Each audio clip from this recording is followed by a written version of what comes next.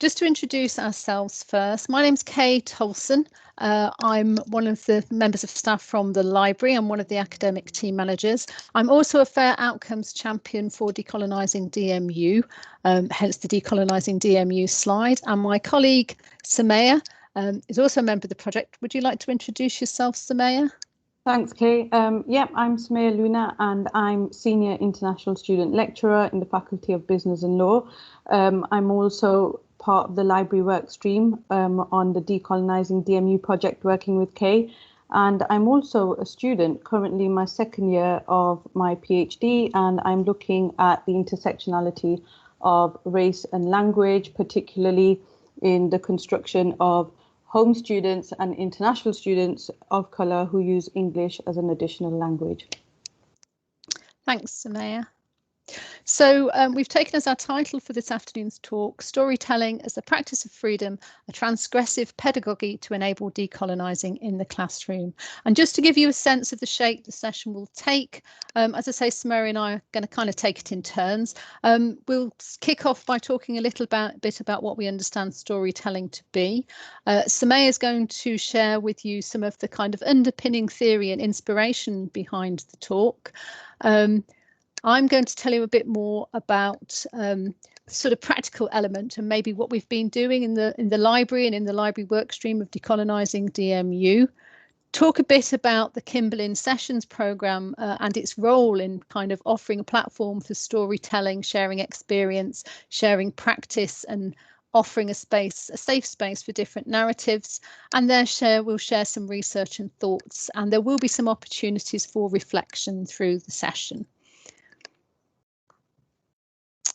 So storytelling really is one of the oldest forms of teaching, and it's a key theme in critical race theory literature.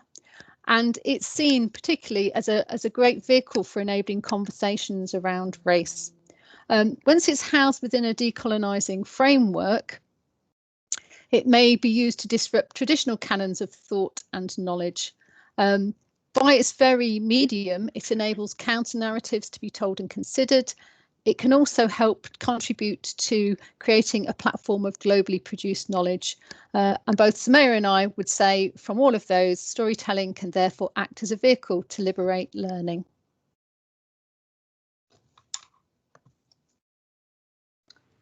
Thanks. So I think for me, the main thing is before we try and understand the processes of decolonising the university and just the concept of decolonisation, I find that in my experience, a lot of educators don't really know where to begin. And I think that for a truly liberating education, we need to start with unlearning and retraining our minds in terms of pedagogy to try and understand the processes of decolonisation within the classroom. And I found for myself reading Frey's handbook, Paulo Frey's book of Pedagogy of the Oppressed. It's a critical pedagogy handbook which aims to develop critical consciousness. So what he means by this is learning to perceive social, political and economic contradictions and to take action against the oppressive elements of reality. And I know when you read this book, you can take lots of different meanings from this, but I'm applying it in terms of my work within the Decolonising DMU team. And I found his work has really influenced my teaching and learning practice. So he talks a lot about the banking model of education and how, as educators, we need to actively move away from this and instead look at more, processes of co-intentional education where teachers and students are both subjects and co-create new knowledge production. And what this does is it requires a deep sense of involvement on both parties, from the student and the teacher, because to try and move away from this model, it might be very difficult because it's something that's kind of always been the traditional way of thinking in terms of knowledge, where knowledge is seen as a gift to the receiver, who they consider to know nothing, in that case, a student. So Paulo Freire talks a lot about education becoming an act of depositing. So the teacher will be the depositor, the student will be the depository. And, in terms of even interaction in the classroom, the teacher talks, the student listens, and when it comes to things like curriculum development, there's no real the students aren't really consulted. They're just being told this is what you're going to do. So all of these kind of things really align with the banking concept of education that we need to try and move away from, because what it does is it denies the critical consciousness of the individual, because they're therefore seen as a spectator, not a recreator. And in terms of what it does for the student, is it stifles creativity and transformation, because we're just regurgitating old knowledge, old practices, and that passive role of the student means that we're not really they're not able to develop their critical consciousness. So there's a real need for self-reflection and looking at ourselves and how we transform our own learning and teaching practices. That kind of leads me on to the next slide, which is about bell hooks. So my work, reading Paulo Freire led me to sort of really look into the works of bell hooks. And teaching to transgress is bell hooks' own story, her own, her way of storytelling, her lived experience as a Black feminist educator through a collection of essays about education and teaching. Her book, the essays explore different themes around race, class, gender, even language. And she was really inspired and influenced by Freire's work and his work on critical consciousness. So she kind of developed this model of engaged pedagogy. And this model is very much focused on well-being through self-actualization. So teachers must be committed to the process of self-actualization that promotes their own well-being if they are to teach in a manner that empowers students. Engaged pedagogy does not seek simply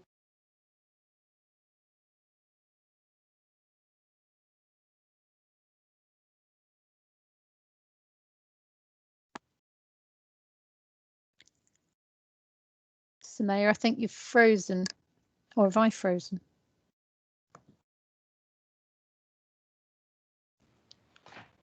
I think Samaya's frozen. I can hear.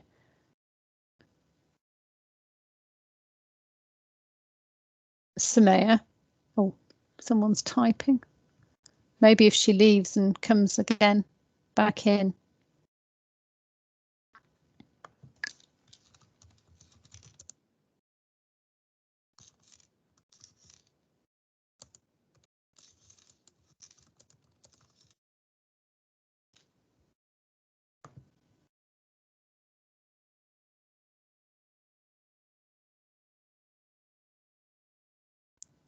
Oop.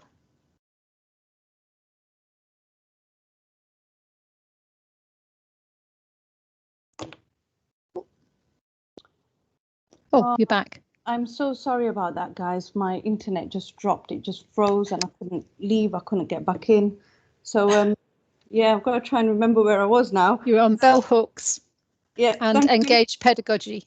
Oh, okay, brilliant. So, yeah, I think when she, in her handbook, it's really good because she gets us to think about self-actualization and how it comes from self-reflection, which has been developed through Freire's model of critical consciousness, and she translates it as a critical awareness and engagement. So we need to be aware of our own practice as educators and how, it's a two-way process. Self-actualization becomes a goal not only for a student, but for the teacher as well. So it makes us reflect on things like who speaks in the classroom, who listens, rethink ways of knowledge production, how we teach, what we teach, and acknowledge that our style of teaching may need to change depending on, the diverse group of students that we're teaching. And, she talks about a community of, building a community. And this for me is really important because you enter the classroom with an assumption of building a community. What you're doing is you're recognizing each individual voice. And she does this.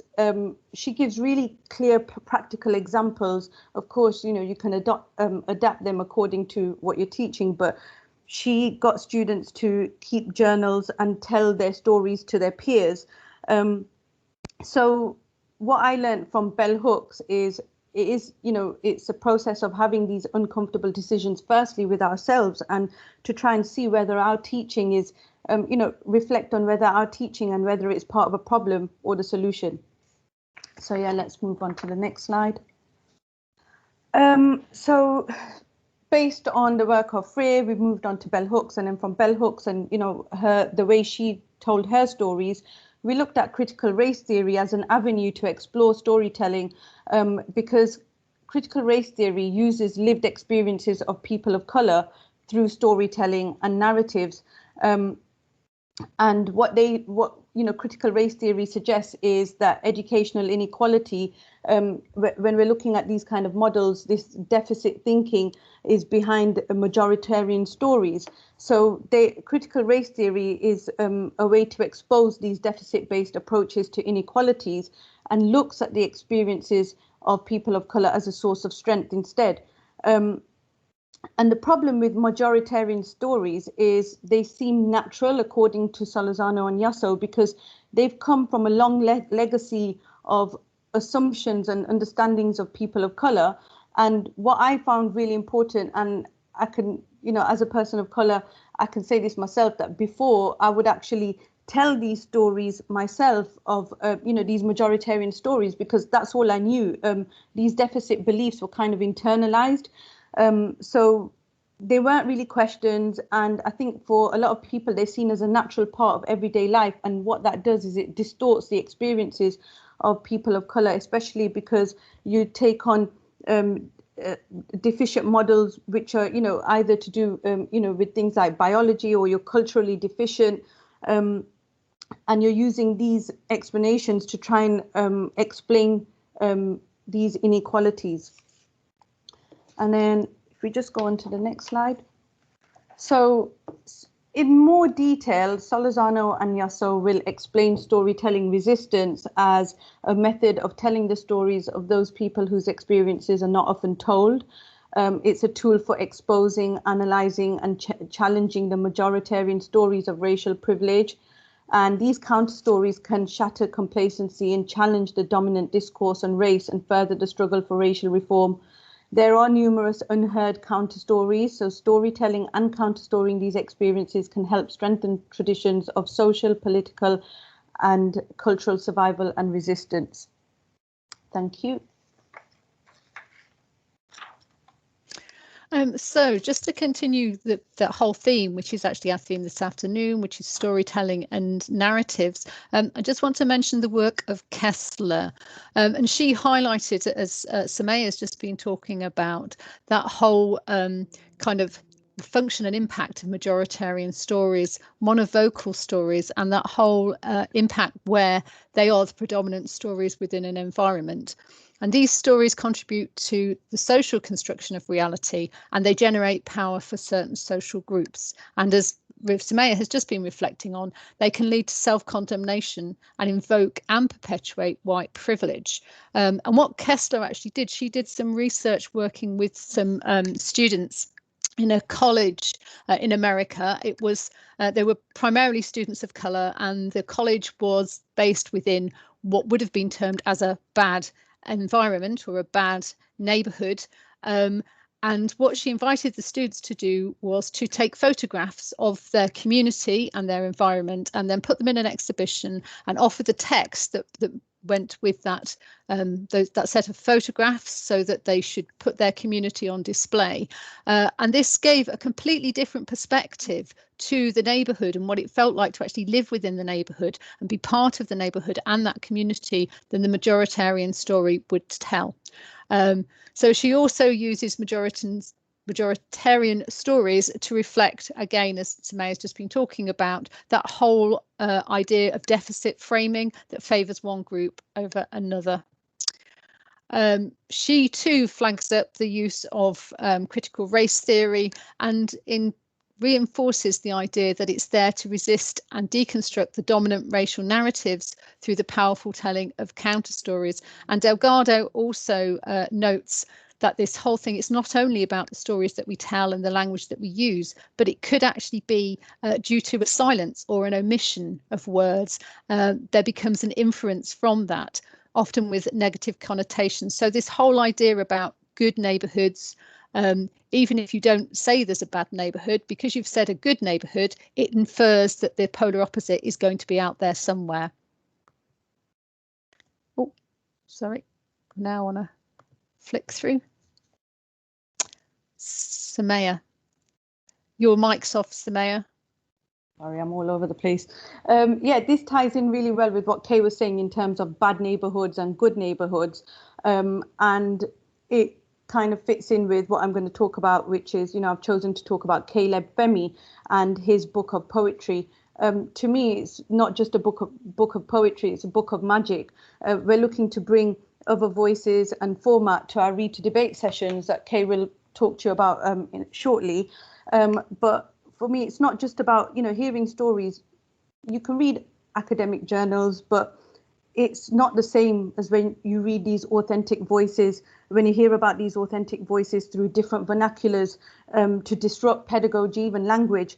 And Caleb Femi's book, he uses storytelling through poetry and original photography to explore the experiences of young Black boys growing up in the North Peckham estate. So, it's kind of what Kay was saying earlier about, bad neighborhoods being depicted, and he shatters those negative stereotypes because he tells his stories by encompassing in his book like grief, trauma, vulnerability, but he celebrates his environment. He talks about how much he loves where he's come from, trying to, at the same time dismantle these, stereotypes of what he calls home and how it's been viewed through media and whoever else talks about, how North Peckham is generally viewed. And he manages to rewrite in his own narrative. He uses like a different form of English. And that, again, it's important because it creates so much intimacy. And what I'm trying to say is you don't have to go through the traditional canons of knowledge to try and get the knowledge that he's managed to produce through his use of language.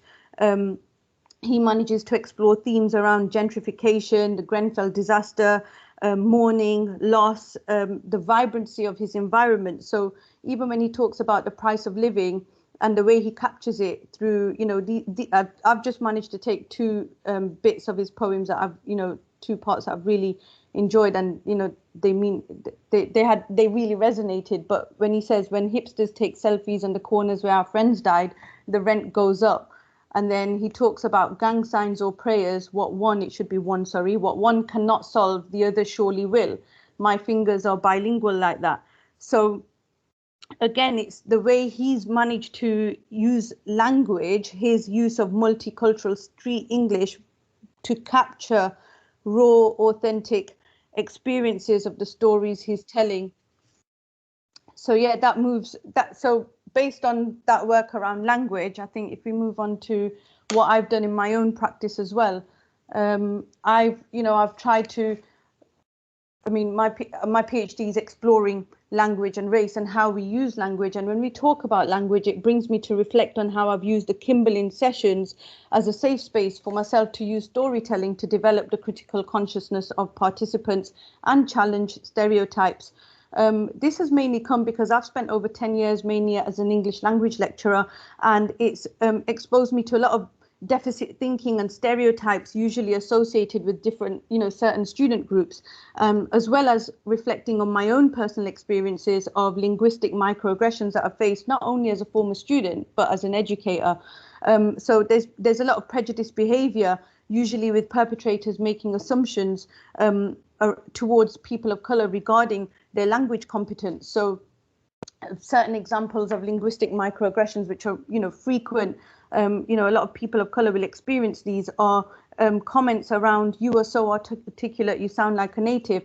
It might be a compliment, but if you are a native speaker, it's actually a linguistic microaggression because it's, it's kind of othering your voice, and even, questioning, where are you really from? So that if you're hearing these comments over and over again, they're reinforcing stereotypes, but it kind of disrupts your sense of belonging. So I think it's really important to share these counter stories that consider underlying factors, such as, I talk about things like language anxiety that certain student groups might be facing, for example, some international student groups. And, it gives the participants an opportunity to consider these aspects rather than just using stereotypes of a student, being classed as passive, not contributing, or disinterested. So that's why the Kimberlin sessions are really important for these as a safe space for these type of conversations to take place in the first place. And the other thing that I do is, not just looking at the, not just using the Kimberlin sessions. We've managed to look at linguistic capital through the critical race theory. So we talked before about, the deficit thinking as, communities of color being full of cultural poverty disadvantages. And Yosso talks about she tries to get us to reframe this deficit thinking of students of color and encourages us to think about their linguistic capital. And what she means by that is their intellectual and social skills attained through communication experiences in more than one language and or style. And she says that there's various forms of capital that are unrecognized, and we need to sort of hone into these skills that students will have. And I think, this is something not just for students of color, but it's for all students, because that is, to me, that's what decolonizing the university is about. It's about equal opportunities for all students. So some of the questions that she's raised is, how can we decolonize our teaching and learning practices so that we recognize and respect diverse voices? What opportunities do we give to students to tell their stories of success and struggles? What opportunities can we offer in the future? So that's just something I want you to think about. We are going to have time towards the end of the presentation to look at this in more detail and interrogate these questions. Thank you. Oh, sorry. Storytelling, we also need to be conscious with all things, there's implications involved. So there's clearly an emotional burden involved in terms of, when we're getting students to talk and how they feel about it. It's an emotional process. Sharing experiences, we need to be mindful of the discomfort that can be faced by students. And before we think about storytelling, there's a real need to create the safe space first. And there's also, the fear of speaking out. Some students might not be comfortable with sharing their experiences because it might, they might think they might think that they'll be perceived differently by their peers, by their tutors. So there's a real importance to try and break down these barriers and create the safe space so these fears are sort of overcome. And obviously they might even have they might fear that it might have an impact on their grades or their attainment, so they might prefer to just stay silent. And one of the things that really stood out for me is this whole concept of storytelling. There is a lot of vulnerability required. It's a two-way process. Bell Hooks talks about this in her book, Teaching to Transgress, and she says that we can't allow self-actualization to happen if it's only one way. So you can't expect students to share their confessional narrative, but you yourself are unwilling to share your ideas, or you're not taking any risks in the classroom. So taking risks is really important from both sides. It's a two-way process if you want a sort of disruptive pedagogy taking place in the classroom. So yeah, these are just thoughts that I thought I'd leave you with. Thanks, Kay. Okay, thank you, Sumaya. So really, I think Sumaya's sort of really reinforced how powerful the stories and the narratives that we tell within the classroom are. And if we house storytelling and counter narratives firmly within that classroom, they can become powerful tools for learning and liberation, and that they acknowledge the value of all these stories and the value and sense of belonging of everybody, of people of colour within the classroom, and giving diverse voices within that arena. By doing that, hopefully this will also help to elicit interest, excitement, engagement, curiosity, help nurture imagination if everybody feels that their voice is being heard and they have representation within that arena. It can also help aspiration and also give a sense of agency, which sort of relates to what Sumaya was talking about with Freire's sort of banking system, moving away from a banking system to develop critical consciousness and agency. So in the library, what have we been doing in the library work stream and for decolonising DMU? If we are then saying that storytelling can actually fit within the curriculum, this in turn will have an impact on the reading list. And I'm going to confess here, I have a problem because I've got a smaller slide and I naively thought I could read from the slides. So it's about having your different narratives and managing different expectations. And we've started doing work around decolonising the reading lists and looking towards reinforcing the power of the reading lists and how they inform what's actually in the library.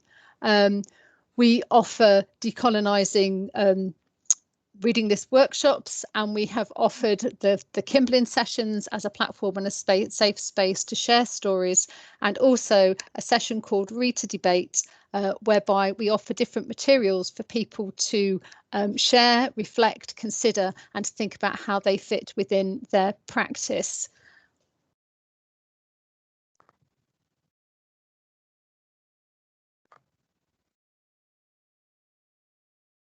So the Kimblin sessions are very much there about offering a space for sharing thought and experience and research, and an area where we can challenge the status quo and offer contemporary cultural awareness and insight. And a good example of that is actually this forthcoming Monday. Laila Rashid, who's one of our DMU Royal Literary Fund Fellows, she is going to be delivering a session at midday about how to decolonise writers' education. So if anyone's interested in that, then please get in touch or have a look at DMU Connect, and you can book through events. We also want to, part of the Kimblin sessions also offers a space to enable that voice and recognition for people. So Kessler talks about this. She talks about the importance of giving voice and recognition and the need for visibility, and to have a story that resonates and is recognisable, and that is definitely not someone else's story.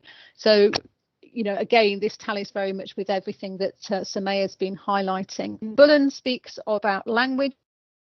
So again, the importance of the language that we need, so that language should enable and not prevent. I think that really resonates with what Samaya has been saying.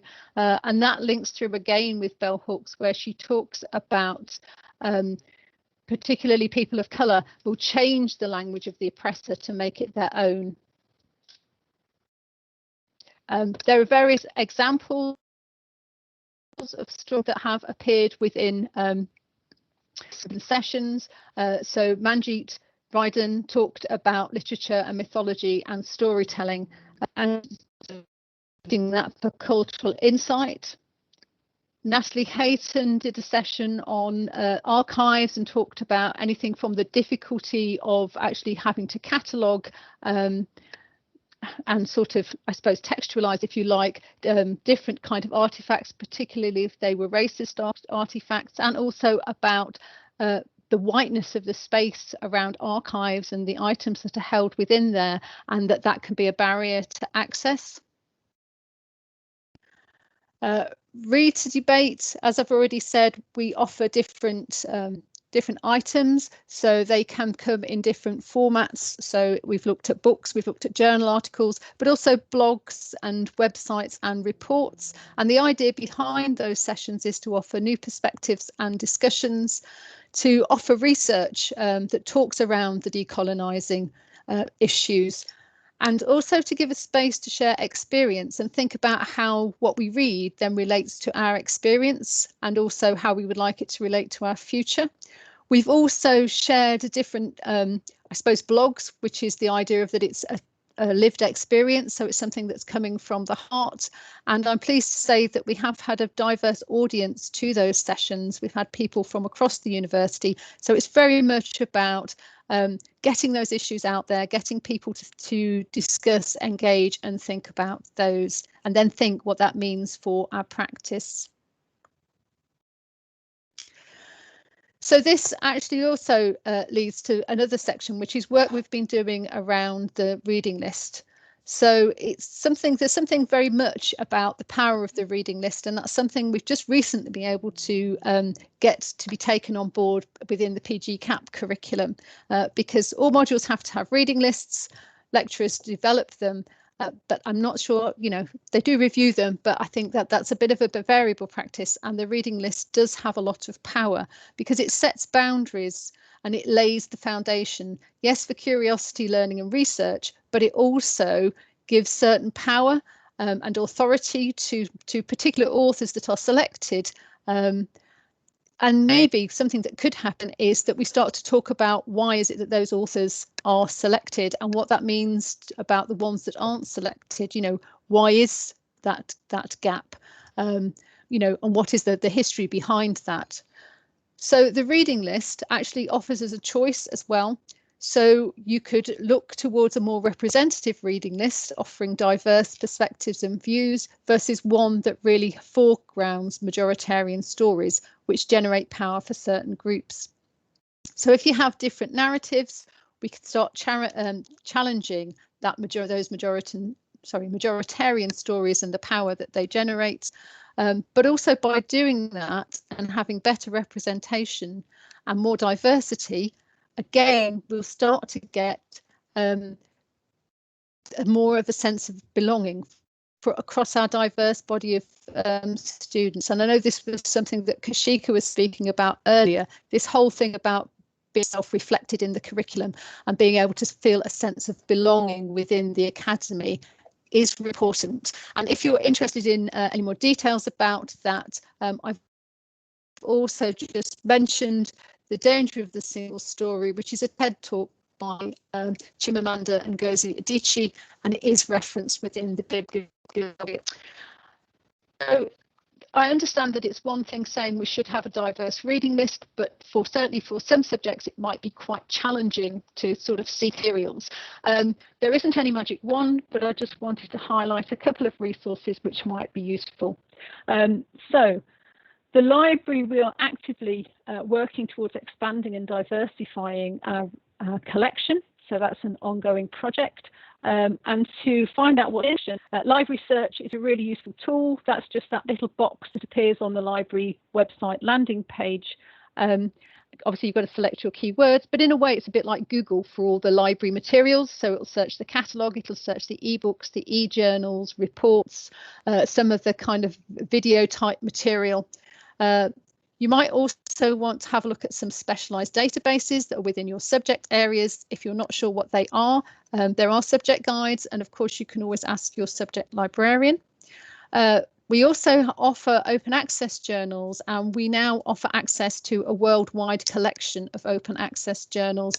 So they're quite a useful resource for identifying journals from the Southern Hemisphere. We have some specific ebook collections which deal with decolonising or diversifying. So we have a collection with books that deal with decolonising the curriculum in HE, for example. We also have a collection which is entitled Equality, Diversity and Inclusivity, and that's a kind of cross subject collection. So that would be a really good resource. There are things like Canopy, which offers visual resources, so things like documentaries and films, discussion programmes.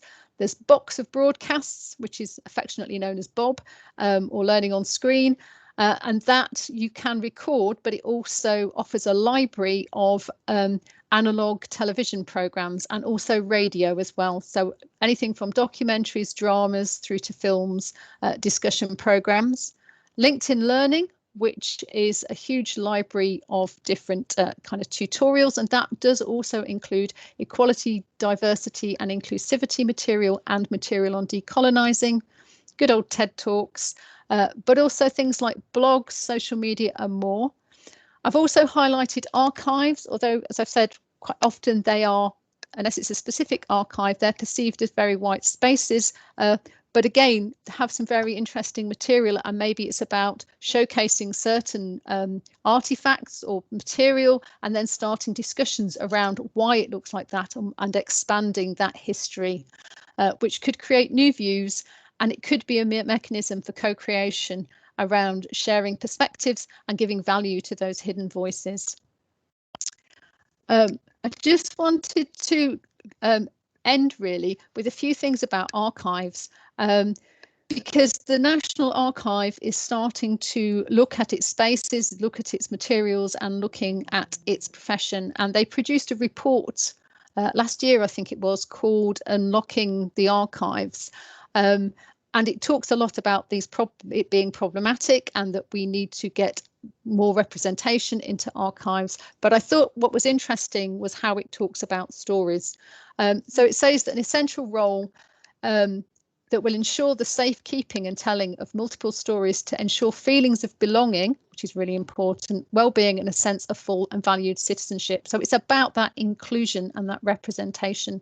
And another quote that was brought to the fore was Joan Didion, who was an author and essayist, I can't say that word, in America way back in the 60s and 70s. And she says, we tell ourselves stories in order to live. We look for the sermon in the suicide, for the social or moral lesson in the murder of 5. We interpret what we see, select the most workable of the multiple choices. We live entirely, especially if we are writers, by the imposition of a narrative line upon disparate images, by the ideas with which we have learned to freeze the shifting phantasmagoria, which is our actual experience. And then critically, she says, how does it feel to be excluded from that story or try to live with someone else's?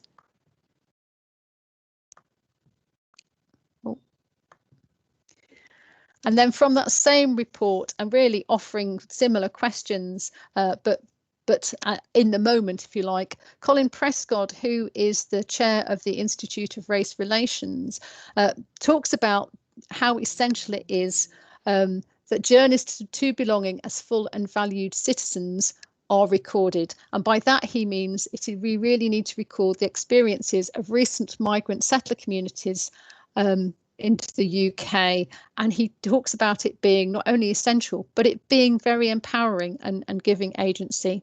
He also sees archives as the site of struggle against social and political marginalisation and exclusion, and notes the key role that archivists have in reparative history making, to recognise the omission in dominant heritage narratives. And it's that omission that Sumaya and I are offering up storytelling and counter narratives as a real key tool, if you like, in the classroom to try and get over that omission. And I'd also ended with a question there, which was, could the same be said for libraries, particularly as our stock is fed by stories, counter narratives and knowledge that we share in the classroom, especially when you take into account the reading list, which these days is one of the single most documents that drives our acquisition of stock.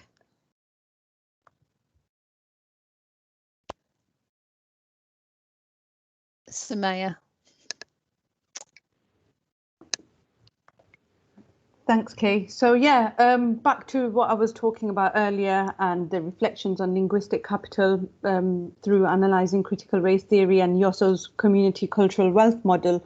There were a few questions that have been adapted from Stevenson et al. She did a report with a few other authors on trying to really understand the attainment gap, and she tried to shift away from these deficit perspectives and got us to really engage with what Yosso means by linguistic capital. So we thought we'd put up a few questions here for you to just consider. How can we decolonize our teaching and learning practices so that we recognize and respect diverse voices? What opportunities do we give to students to tell their stories of success and struggles? What opportunities can we offer in the future?